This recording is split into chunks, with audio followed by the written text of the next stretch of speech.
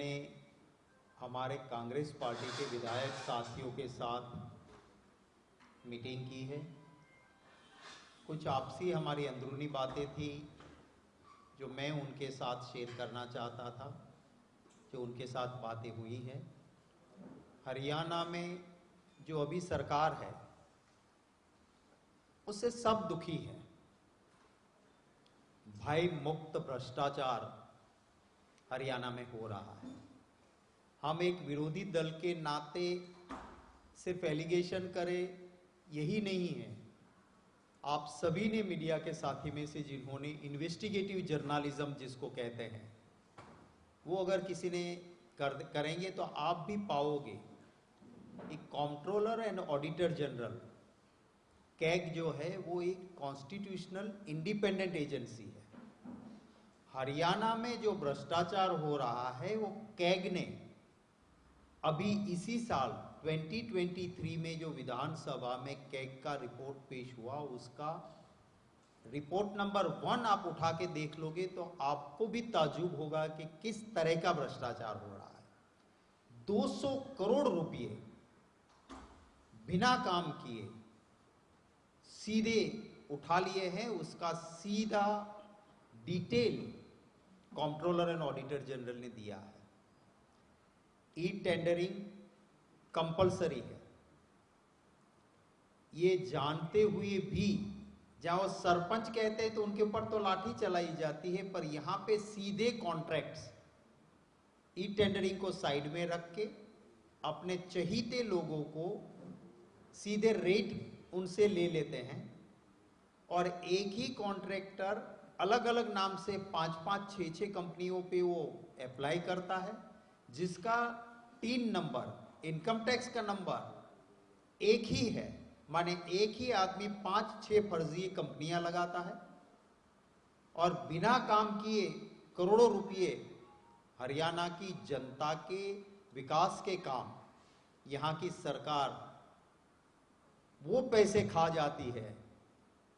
ये आरोप कांग्रेस पार्टी का नहीं, संवैधानिक इंडिपेंडेंट कंट्रोलर एंड ऑडिटर नाम की एजेंसी जो काम किया, जिन्होंने कैग इंडिपेंडेंट एजेंसी ने रिपोर्ट इसी साल के रिपोर्ट नंबर 1 कैग के अंदर ये डिटेल है। आपको भी वो कॉपीज चाहिए तो भी हम आपको दे देंगे, या नेट पे भी आप सर्च करोगे तो आपको कॉपी मिल जाएगी। हमने वो भी बातें की हैं। ये प्रांत किसानों, जवानों और पहलवानों का है। हरियाणा ने बहुत अच्छी किसानी करके बहुत अच्छे प्रोग्रेसिव किसान भी यहाँ पे हैं। इस देश की सुरक्षा के लिए जो जवान अपनी जान की चिंता किए बिना लड़ाई लड़ते हैं, उसमें बहुत बड़े बड़े वीर यहाँ से हरियाणा की भूमि से निकले हैं और देश अपना फक्र से सर ऊंचा करके चल सके ऐसे मेडल्स लाने वाले बेटे और बेटियां भी हरियाणा से हैं। दुख की बात है कि एक बेटियां जिन्होंने इस देश का सर फक्र से ऊंचा कर दिया, मेडल्स पाए, वो बेटियां अपने लिए नहीं लड़ रही थी। वो आने वाली और फ्यूचर में जो बेटियां जाएगी तो उसका शोषण ना हो, उनकी सलामती हो।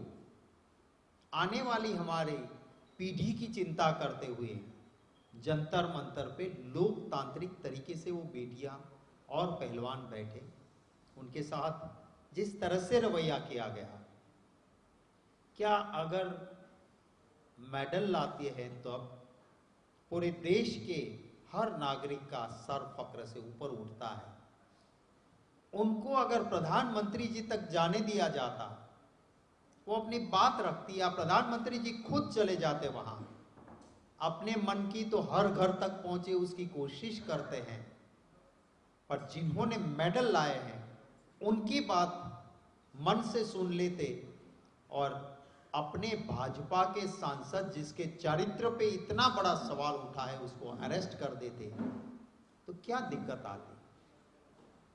आज एक साधना करने के बाद मेडल मिलता है, गंगा मैया में बहा देना कोई आसान काम नहीं है। कितनी आहत हुई होगी वो बेटियां, वो पहलवान जिनको ये स्टेप लेना पड़ा। तो हमने इसकी भी चर्चाएं की है।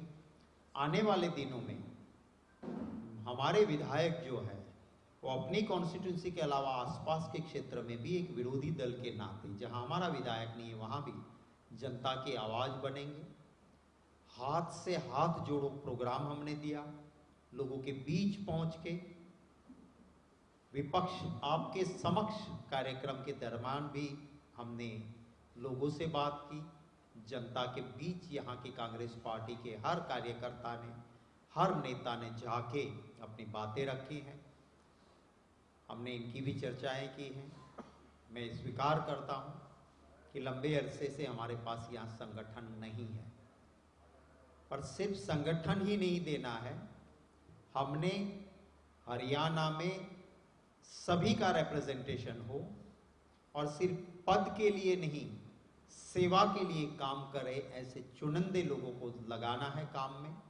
उसकी सारी एक्सरसाइज ऑलमोस्ट खत्म हो चुकी है। बहुत जल्द हरियाणा में ब्लॉक से लेके पीसीसी लेवल तक का पूरा संगठन कांग्रेस पार्टी हरियाणा में देगी। मैं धन्यवाद करता हूं यहाँ के सभी नेताओं का, सभी कार्यकर्ताओं का, कि कांग्रेस पार्टी की मजबूती के लिए आप लोगों को दिखता होगा मुझे कहीं कोई वोट की मुश्किल ही नहीं आती है। मैंने जब चाहा है एक मंच पर एक मन से हरियाणा के सभी नेता पार्टी के हित में बात करते हैं। आज हमारे 30 विधायक में से 27 प्रेजेंट थे। किरण चौधरी जी का कल मुझे फ़ोन आया कि उनके एक कज़िन बहुत ही सीरियस है और वेदांता में आईसीयू में है, फिर भी वो आना चाहती थी। मैंने कहा कि नहीं, अगर ऐसी हालत है आप वहाँ रहिए, आप नहीं आइए चलेगा। बलबीर वाल्मीकि जी की हेल्थ का इश्यू था, यहाँ आने के बाद उसको दिक्कत आई, वो एक नहीं रहे थे मीटिंग में।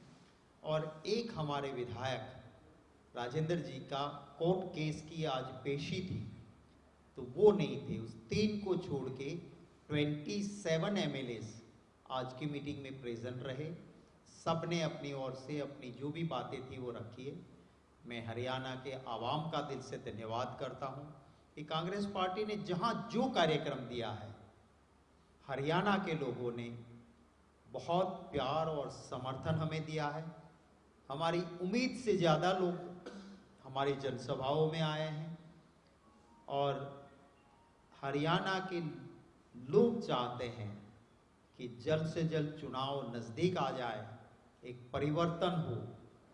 ये सरकार जिसमें वो अपने आप को ठगा महसूस करते हैं, वहाँ पे कांग्रेस की सरकार चाहते हैं। एक पॉजिटिव एजेंडा जो पूरे देश में हमने कुछ बातें की है और करके दिखाई है। आपने देखा कर्नाटका की जनता ने भी कांग्रेस पार्टी के पॉजिटिव एजेंडा को स्वीकार किया। लाख कोशिश की बीजेपी ने इधर उधर करने की, पर कर्नाटका की जनता ने उसको नकारा है। हिमाचल प्रदेश में, हमारे पड़ोस में, बिल्कुल कहते हैं कि हरियाणा में हवा चलती है तो हिमाचल से आती हुई हवा चलती है। जब अच्छी लहर आती है तो हिमाचल से आती है। तो हिमाचल में कांग्रेस की सरकार बनी है कांग्रेस की, यहाँ पर भी इसका फ़ायदा होगा। आपके कोई सवाल होंगे तो उनका स्वागत रहेगा, या हुडा साहब और देवांशी जी अपनी बात रखें, उसके बाद आपके कोई भी सवाल होंगे तो उनका स्वागत रहेगा। कोई नहीं, आप सवाल बात कही नहीं आपने सारी।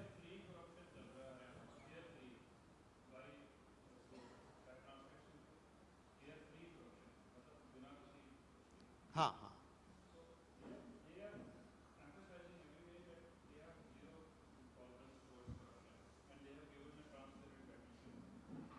देखिए ये भाई मुक्त भ्रष्टाचार मैंने इसलिए कहा है क्योंकि कंट्रोलर एंड ऑडिटर जनरल जो है वो तो कॉन्स्टिट्यूशनल एजेंसी है, और उसने जो ऑडिट किया है उसके रिपोर्ट 1 में आप देख लीजिए पैराग्राफ 10, वहां पे इन्होंने लिखा है कि क्लियर हरियाणा में ट्रांसपेरेंसी की बात की तो हुडा साहब की सरकार ने कहा था कि भाई ई टेंडरिंग कर दो, ट्रांसपेरेंसी ला दो, कोई नहीं होना चाहिए ऐसा। वो कानून होते हुए भी उसको बाईपास करके नो ई टेंडरिंग,